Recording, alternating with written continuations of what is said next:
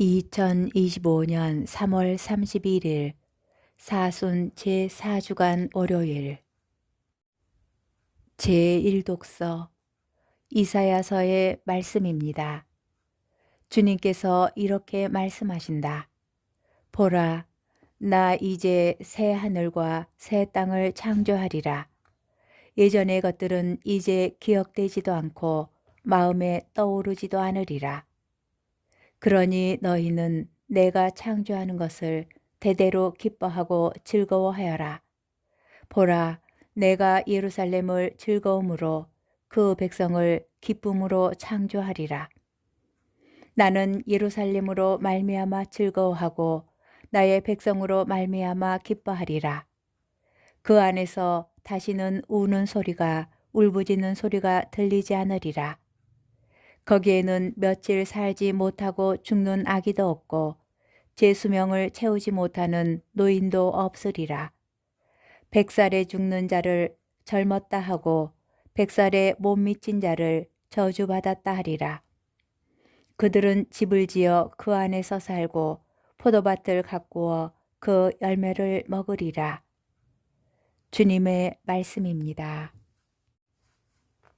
복음 요한복음 4장 43절에서 54절의 말씀입니다.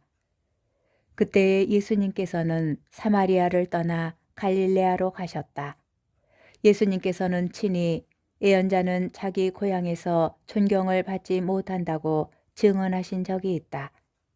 예수님께서 갈릴레아에 가시자 갈릴레아 사람들이 그분을 맞아들였다. 그들도 축제를 지내러 예루살렘에 갔다가 예수님께서 축제 때에 그곳에서 하신 모든 일을 보았기 때문이다. 예수님께서는 물을 포도주로 만드신 적이 있는 갈릴레아 카나로 다시 가셨다. 거기에 왕실 관리가 한 사람 있었는데 그의 아들이 카파르나움에서 앓아 누워 있었다. 그는 예수님께서 유다를 떠나 갈릴레아에 오셨다는 말을 듣고 예수님을 찾아와 자기 아들이 죽게 되었으니 카파르나움으로 내려가시어 아들을 고쳐 주십사고 청하였다. 예수님께서는 그에게 이르셨다. 너희는 표징과 이적을 보지 않으면 믿지 않을 것이다. 그래도 그 왕실 관리는 예수님께 주님, 제 아이가 죽기 전에 같이 내려가 주십시오 하고 말하였다. 그러자 예수님께서 그에게 말씀하셨다. 가거라, 내 아들은 살아날 것이다. 그 사람은 예수님께서 자기에게 이르신 말씀을 믿고 떠나갔다. 그가 내려가는 도중에 그의 종들이 마주와서 아이가 살아났다고 말하였다. 그래서 그가 종들에게 아이가 나아지기 시작한 시간을 묻자 어제 오후 1시에 열이 떨어졌습니다 하고 대답하는 것이었다. 그 아버지는 바로 그 시간에 예수님께서 자기에게 내 아들은 살아날 것이다 하고 말씀하신 것을 알았다. 그리하여 그와 그의 온 집안이 믿게 되었다. 이렇게 예수님께서는 유다를 떠나 갈릴레아로 가시어 두 번째 표징을 일으키셨다. 주님의 말씀입니다. 오늘의 묵상. 오늘 복음에서 왕실 관리는 카파르나움에서 멀리 떨어진 카나로 예수님을 찾아옵니다. 그리고 예수님께 카파르나움으로 가시어 죽기 직전인 자기 아들을 고쳐주십사고 청하였습니다. 이 안타까운 사정을 들으신 예수님께서는 그에게 너희는 표징과 이적을 보지 않으면 믿지 않을 것이다 라고 대답하셨습니다. 어쩌면 예수님께서 절박한 상황에 있는 왕실 관리에게 표징을 말씀하신 것이 그에게는 요청에 대한 겁으로 들렸을 수 있습니다.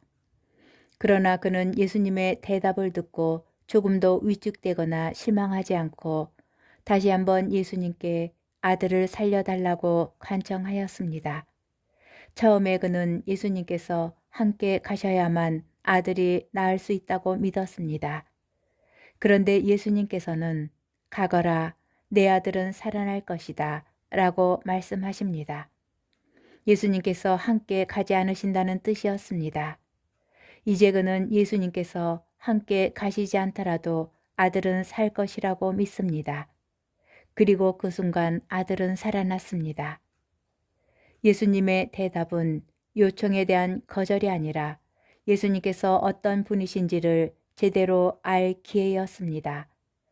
영적 성장 과정에서 우리는 자신이 바라는 방식대로 하느님께서 답을 주시지 않는다는 생각이 들 때 하느님께서 우리를 거부하신다는 느낌을 받기도 합니다. 하느님께서는 우리가 바라는 방식이 아니라 우리에게 필요한 방식으로 사랑을 베푸십니다. 이 사랑을 알아볼 수 있는 믿음의 은총을 청해야 할 것입니다.